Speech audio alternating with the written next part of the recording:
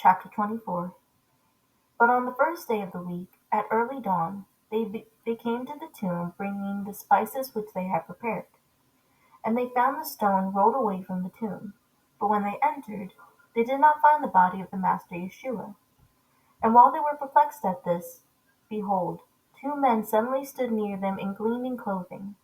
And as the women were terrified and bowed their faces to the ground, the men said to them, "Why are you seeking the living one among the dead?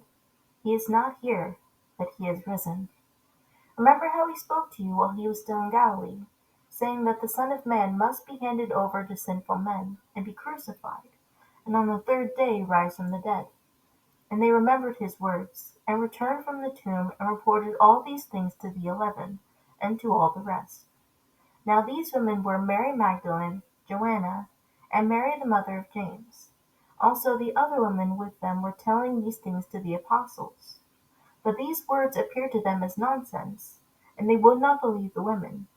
Nevertheless, Peter got up and ran to the tomb. And when he stooped and looked in, he saw the linen wrappings only, and he went on away to his home, marveling at what had happened. And behold, on that very day 2 of them were going to a village named Emmaus, which was 60 stadia from Jerusalem. And they were talking with each other about all the things which had taken place. While they were talking and discussing, Yeshua himself approached and began traveling with them. And their eyes were kept from recognizing him. And he said to them, "What are these words which you are exchanging with one another as you are walking?" And they came to a stop, looking sad. One of them, named Cleopas, answered and said to him, "Are you possibly the only one living near Jerusalem who does not know about the things that have happened here in these days?" And he said to them, "What sort of things?" And they said to him, "Those about Yeshua the Nazarene, who proved to be a prophet mighty in deed and word in the sight of Yahweh and all the people, and how the chief priests and our rulers handed him over to be sentenced to death, and crucified him. But we were hoping that it was he who was going to redeem Israel. Indeed, besides all this, it is now the third day since these things have happened. But also some women among us left us bewildered. When they were at the tomb early in the morning, and did not find his body, they came, saying that they had also seen a vision of angels, who said that he was alive. And so some of those who were with us went to the tomb, and found it exactly as the women also had said, but him they did not see. And then he said to them, "You foolish men, and slow of heart to believe in all that the prophets have spoken. Was it not necessary for the Messiah to suffer these things and come into his glory?" And then, beginning with Moses and with all the prophets, he explained to them the things written about himself in all the scriptures. And they approached the village where they were going, and he gave the impression that he was going farther.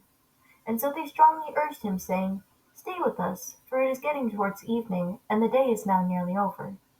And so he went in to stay with them.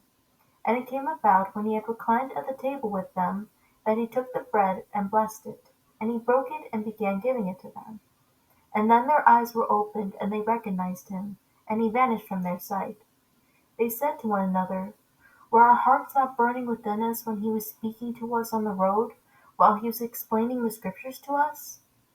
And they got up that very hour and returned to Jerusalem, and found the 11 gathered together, and those who were with them, saying, "The Master really has risen, and has appeared to Simon." They began to relate their experiences on the road, and how he was recognized by them at the breaking of the bread. Now while they were telling these things, Yeshua himself suddenly stood in their midst, and said to them, "Peace be to you." But they were startled and frightened, and thought that they were looking at a spirit.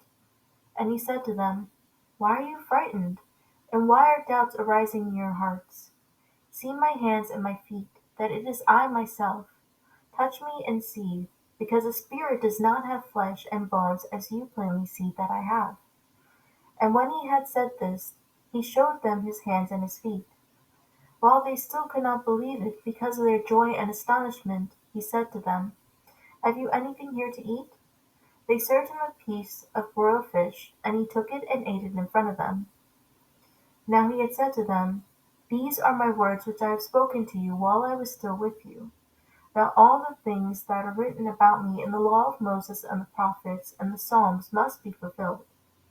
Then he opened their minds to understand the Scriptures, and he said to them, "So it is written, that the Messiah would suffer and rise from the dead on the third day, and that repentance for forgiveness of sins would be proclaimed in his name to all the nations, beginning from Jerusalem. You are witnesses of these things.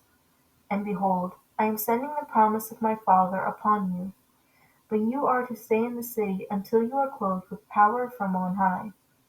And he led them out as far as Bethany, and lifted up his hands and blessed them. And while he was blessing them, he parted from them and was carried up into heaven. And they, after worshipping, returned to Jerusalem with great joy, and were continually in the temple praising Yahweh.